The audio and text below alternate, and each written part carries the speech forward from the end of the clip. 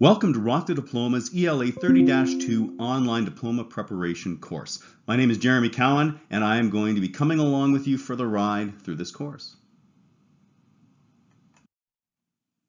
So as a 30-level ELA teacher for many years, I've taken experience not only from the classroom, but also diploma marking and collaboration with colleagues in order to help prepare the contents of this diploma preparation course.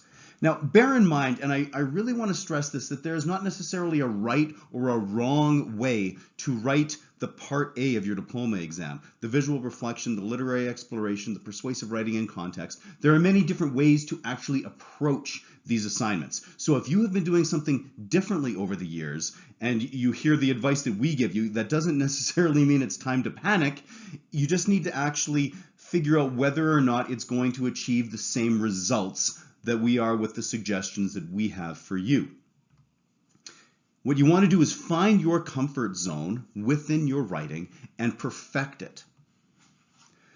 You need to ask yourself why you're here, which it's probably so that you can do the best you possibly can on your diploma exam. And so in that case, you need to commit to success and put in the requisite effort. You'll find within this course that there are opportunities for you to be practicing, not only with the Part A, but also with the Part B. So when I suggest that you pause and practice and really get those brain juices flowing, please do so. This is the only way to truly improve in these areas.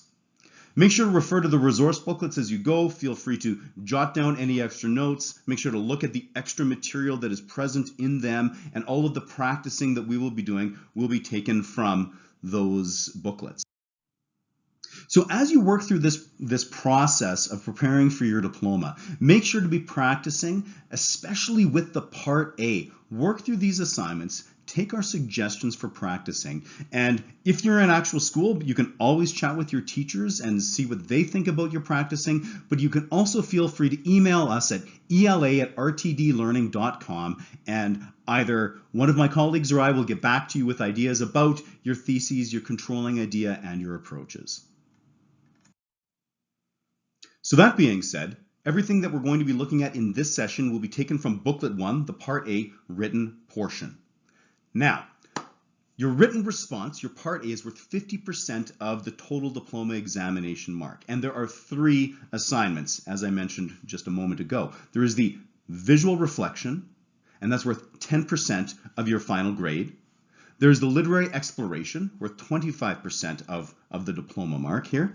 And the persuasive writing and context, worth 15. So 10, 25, 15, that is 50% of the diploma mark. So this online course is set up for you to be able to work at your own pace as you're comfortable absorbing information and practicing. You're able to take your time with it, so don't burn yourself out. Move through it at a pace that works for you. So this first portion is the introduction to the diploma exam as a whole and also the Part A overview. Following that, we will have a session on the visual reflection, a session on the literary exploration, another section on the persuasive writing and context, so that will cover your Part A.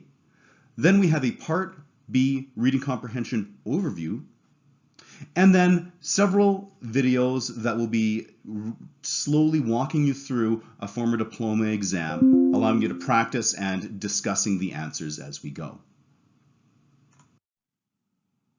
Now for your Part A, when you walk into that portion of the exam, you are allowed to take with you 3 different things. First of all, you can take in an English or bilingual dictionary.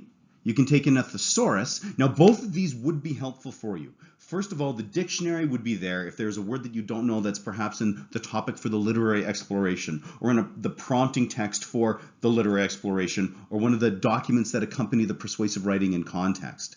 If you don't understand all the words, how can you possibly work effectively with that text? So take that in for you. A thesaurus can be useful when you go to clean up your writing and try to improve the diction of your writing as part of the proofing phase.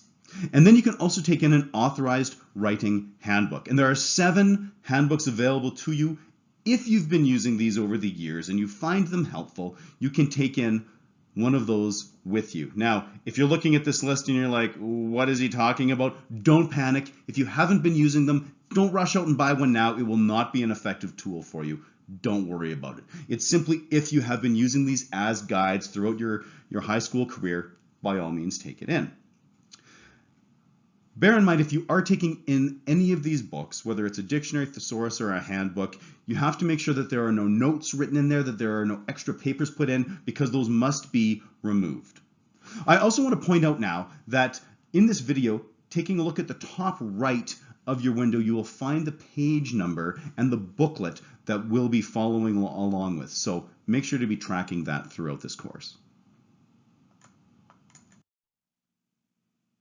So looking at an overview of the visual reflection, this is the first assignment in the Part A booklet.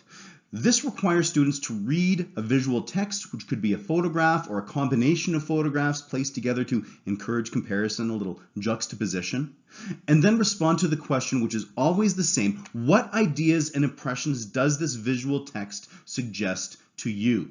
This is an open response, meaning that you are not provided with a particular topic. It's up to you to really identify the issue at play in that text and work with it in whatever fashion you wish. Now, this assignment is designed to be completed in approximately 30 to 40 minutes. That's the intention. However, all students qualify for the time accommodation, the double time. So you can think of that as 60 to 80 minutes if you need that time in order to appropriately plan, write, and proof your work. So that time is simply a guideline. And the suggested word count range is 300 to 700 words, which really translates into, if you're typed and double spaced, right around a page to a page and a half, possibly as long as 2 pages, but I wouldn't suggest writing any more than that. You simply do not need to. It's designed to provide you with the opportunity to use a prose form of your choice that enables you to clearly communicate and effectively develop your ideas and impressions of that visual. So whether that's an essay or a short story or perhaps a journal entry from the perspective of somebody in the visual or something like that, wherever your strengths lie, you're able to play to them. And it's designed to encourage the expression of student voice with an awareness of the intended audiences of the prose forms that students have chosen.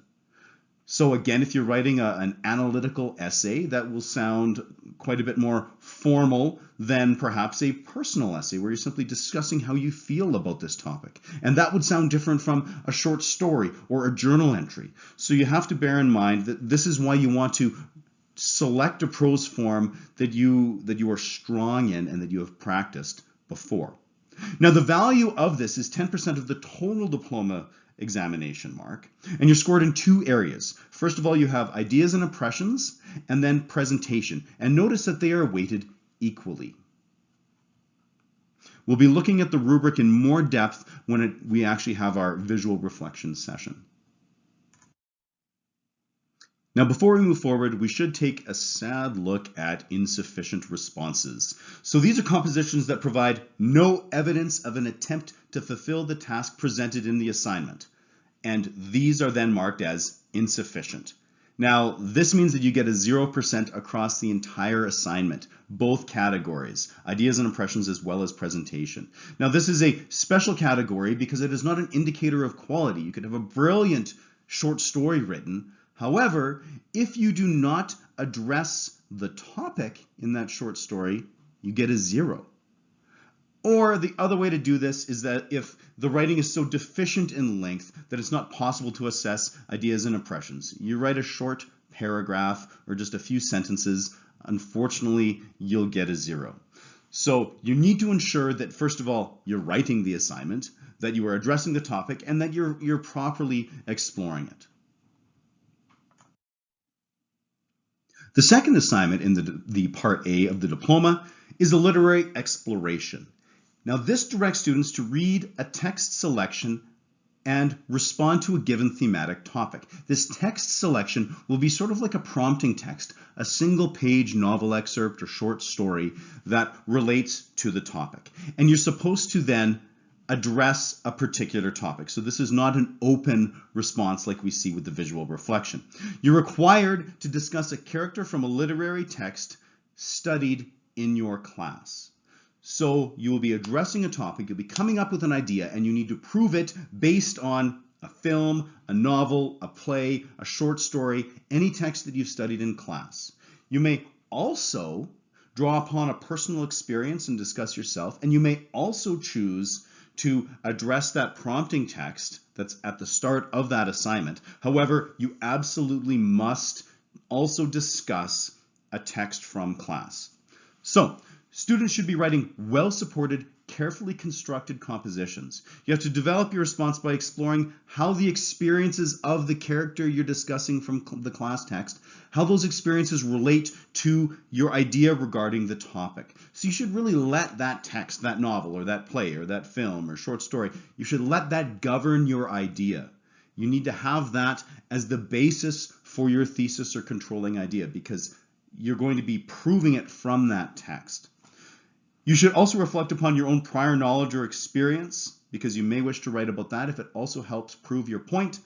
And like I said, you can look at that reading selection provided in the exam as well because that would be an additional tool for you to use in order to prove your argument. The personal reflection on choice of literary texts provides you with the opportunity to explore your reasons for choosing to discuss a particular character or perhaps characters in order to clarify your ideas prior to beginning the literary exploration assignment. So it's just a fancy way of saying planning page. And you should always fill that out because markers will always consider that when marking the effectiveness of your response. Now, this assignment is designed to be completed in approximately 70 to 80 minutes. Although, just like with the visual reflection, everybody qualifies for extra time, so you could really double that if you wish. The suggested word count range is 400 to 900 words, so this is longer than the 300 to 700 that's suggested for the visual reflection. This will likely be the longest response in your Part A. It's designed to assess students' responses to a particular topic that you're provided with, to assess the quality of students' knowledge and understanding of literary texts. Do you understand the text that you're choosing to write on? And the ability to employ, develop, and synthesize, such a hard word to say, evidence to support your ideas. So you need to understand a text well and be able to find a way to take all of the plot, what occurs in that text, perhaps character understanding that's gained as a result of the events that occur, whatever your support would be, and properly incorporate it within that response. And it's designed to assess your ability to use an appropriate form and structure, a relatively formal essay broken into logical flowing paragraphs, to focus and shape your discussions using effective and correct language choices. So you really need to be careful when you proofread to ensure that you're looking at your grammar, your spelling, your punctuation, the diction, make sure that the voice is appropriate, all of these things. And the value of this is 25% of the total examination mark. Now for scoring, you'll see that there are 4 areas. So you have thought and support, and that is worth 10% of the diploma exam. You have form and structure, that's worth 5. You have matters of choice, worth 5, and then matters of correctness, also worth 5. Now we'll be taking a deeper look into this rubric during the literary exploration session. And now we're back to sad town. Insufficient for the literary exploration. So this is a situation where you receive a 0 in all scoring categories. Again, it's a special category, not an indicator of the quality of writing, but this happens if the marker can discern no evidence of an attempt to address the topic. You simply ignore it and discuss something else altogether, or again, the writing is so deficient in length that it's not possible to assess thought and support. So if you again just write a brief paragraph for your literary exploration, especially considering that you had 70 to 80 minutes or even double that for the extra time, and that's all you were able to write, unfortunately it's a 0. Now the final assignment in the Part A written component of the diploma is the persuasive writing in context. And this requires students to write a letter or a speech in order to persuade a given audience to accept or reject a hypothetical proposal. As students have the choice to write either a letter or a speech in each administration of this exam every semester, the first page for written work does not include an inside address or salutation. Students are expected to provide the appropriate introduction to their use of form, meaning you need to jot out the address, just a made-up address, or greet your audience for a speech situation appropriately. The time suggested to complete the persuasive writing in context is approximately 40 to 50 minutes, and the suggested word count range is 300 to 600 words, so very similar to the visual reflection. So it is relatively brief. This complex assignment tests your skills in choosing relevant data, synthesizing information, organizing effectively, and adjusting your tone and your diction to fit a specific purpose, audience, and situation. I really like this assignment. This is my favorite assignment across all of the available assignments in 30-1 or 30-2 English because it's very real world. You're presented with a situation. You have to really analyze it, decide what the best approach is to it, and then persuade your audience that you were correct. Very valuable life skill. This is worth 15% of the total examination mark between Part A and Part B, and you are scored in two areas. You have thought and support, which is worth 10%, and the writing skills, which is worth 5. Again, we'll be looking at the rubric in more detail during the persuasive writing in context session. Well, that's it for our introduction and overview. I'll see you in the next session where we discuss the visual reflection.